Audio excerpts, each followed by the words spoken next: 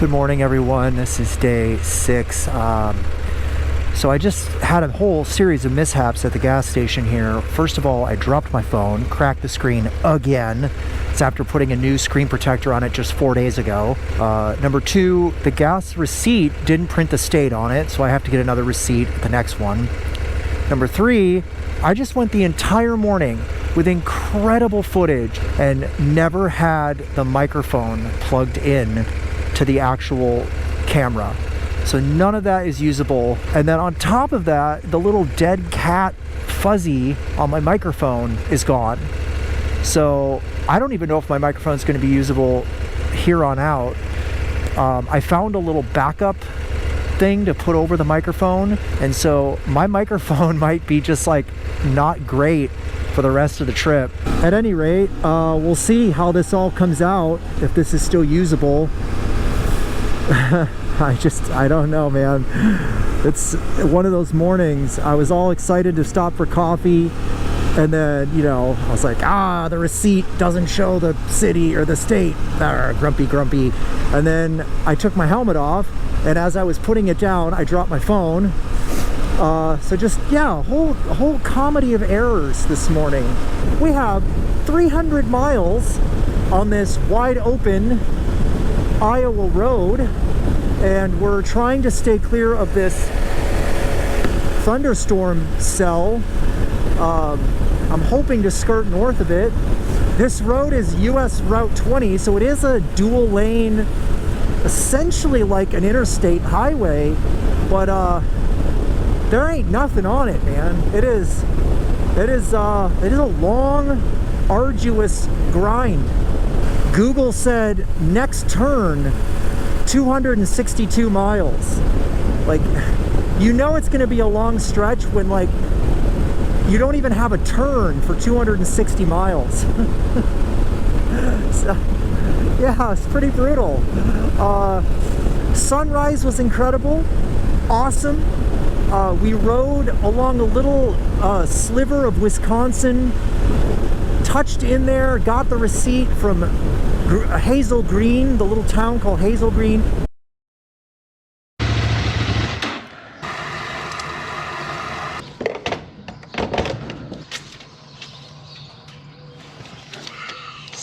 Wisconsin's official. We can now bid adieu to Wisconsin. And one of the things that I remarked about was how of all the remote places in this country, you know, this tiny little back corner of Wisconsin is just, there's nothing there. And yet, last year, I was in that same exact place, on that same exact road, almost 1 year ago today. And it's because I was climbing the high point of Illinois, and it was right there at Charles Mound, or as I like to call it, Chuck's Hill. Okay, well, we are down to double digits here on US Route 20 in Iowa. And of course, as soon as I put my rain gear on, the rain let up, and now it's perfectly fine. So as you can see, we've kind of moved away from that cell, but I really don't feel like pulling over again and taking all my rain gear back off. It's also keeping me warm, so I'll just keep it on, and hopefully we can make the final push here all the way to Sioux City, Nebraska, where we'll take a slightly longer break and actually eat something, refuel our machine and our bodies. Not the most exciting scenery, kind of marginal weather, but we have open road. Well, let's bang it out. Many unbearable hours later. Yeah, this has been a really tough stretch for me mentally. I mean, I knew there was going to be ups and downs along this adventure, and I've had a lot of like difficult riding, like through crazy cities and traffic and accidents and construction zones and long stretches of interstate. But for whatever reason, this has been probably the toughest 300 miles. Maybe it's just I'm finally starting to really feel it. but I don't know, just something about this stretch is just weighing on me. It's like someone has a time dilator, and it's just every mile is like 3. We're celebrating. We're celebrating. What are we celebrating? We are celebrating that the skies have seemingly stabilized a little bit. I mean, we're still getting sprinkled on. It still looks like it's raining in the distance. So we're not gonna stay dry per se, but we're celebrating that. But we're also celebrating that we just hit the halfway point mileage-wise for the day. So we've got about 750 miles to cover today, and we just hit 375. So that's the halfway point, and it is 11:15 in the morning. So we definitely hit it before noon, which is fantastic. And the other reason we're celebrating is because we are 16 miles until we finally get off this godforsaken highway. Oh my Lord. Can you tell that I'm done? I'm done with US 20. Like I said, this was a grind. Clearly, you can tell by the tone of my voice and my sarcasm. We're almost to single digits. Almost to single digits. And we just entered Nebraska. State number 3. We finally left Iowa. Sadly, we have to go back into Iowa. Not long, as we head north up into Minnesota, and now we are going to get into Sioux City, Nebraska. I guess South Sioux City?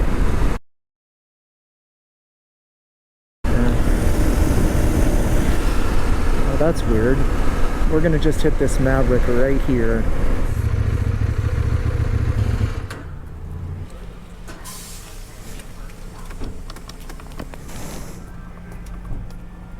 Man, what is up with that? All right, well, we're heading back into Iowa.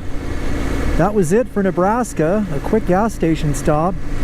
And while I was there, something I observed is that my chain is loose again. So I don't know if I'm adjusting it wrong or if it's just really stretching out. I look down, and every other time I look down, the chain is like wobbling really badly, like resonating.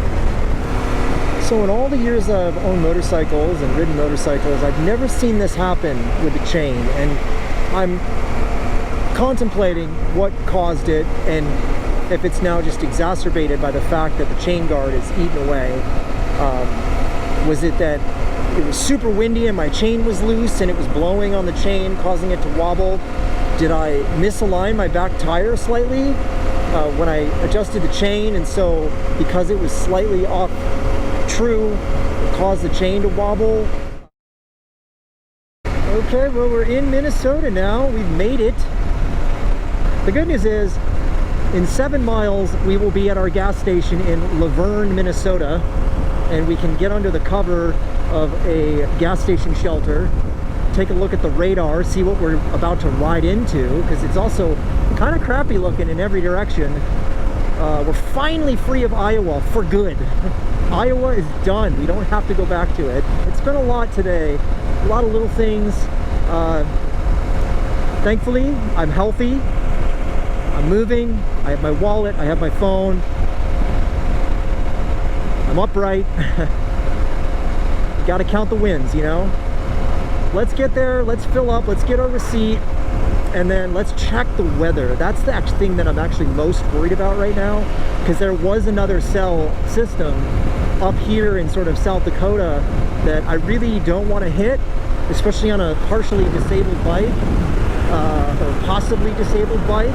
You know, if something breaks down, my chain goes flying off. I don't want to be walking or stuck completely on an open exposed interstate in a massive thunderstorm. Well, I measured by hand the distance between the drive shaft and the end of the swing arm on both sides, just to make sure that, like, it was actually the same on both sides, and I didn't just rely on the tick marks just in case maybe I misaligned the wheel or something. But it's exactly the same. But I did look ahead, and it's raining all the whole way. I think what I should do is try to go to at least Sioux Falls on the interstate and see how it does in 6th gear. I wanted to give you all an update on the situation. I've been sort of carefully moving the bike along I-90, keeping an eye on the chain. It's a bit tedious. I keep like looking down. I keep feeling for when it's doing its wobbling thing and adjusting the throttle. So no cruise control. I've just been riding free, trying to sort of feel the bike. No problem so far. We are 90 miles from the hotel in Murdo, and it's only 5:30, so we're doing great on time despite all of this. As far as repairs or getting the bike checked out, I did some digging at the gas station back there and did a search on motorcycle shops that are also open on Monday, and there are actually a few in both Sturgis and Spearfish. Wow, look at this river crossing. I forget, I think this is the Platte River, or is it the Snake River? Oh man, I feel like I should know this. Really cool, like middle of South Dakota, all of a sudden you cross this massive river.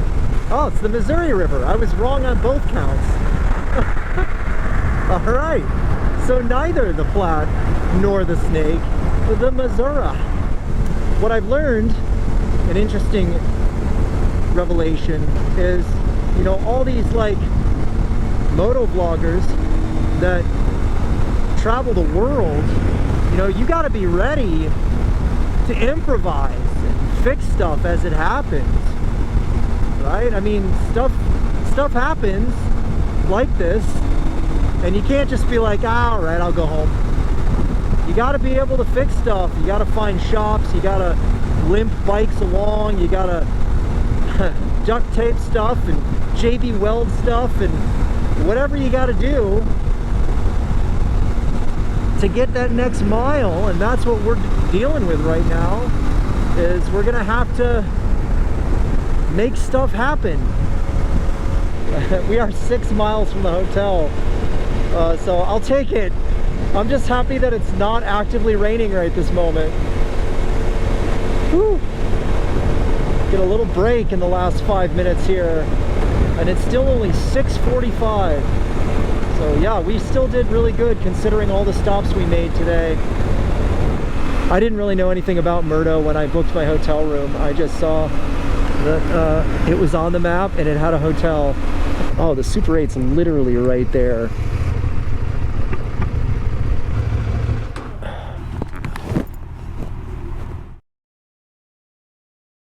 All right, well, there you have it. That's day 6. As you saw, it was a really long and grueling day mentally.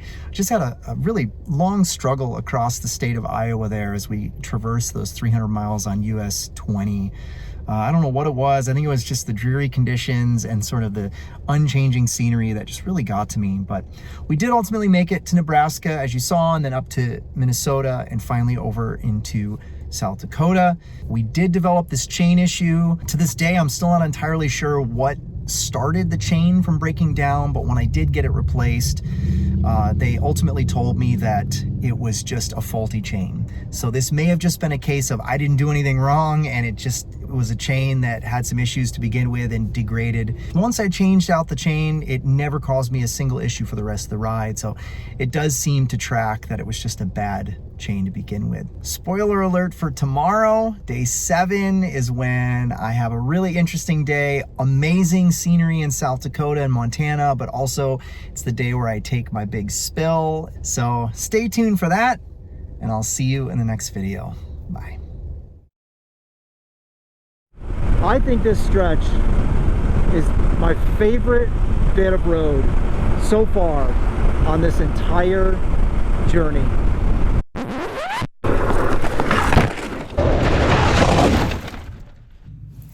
That's not looking so good.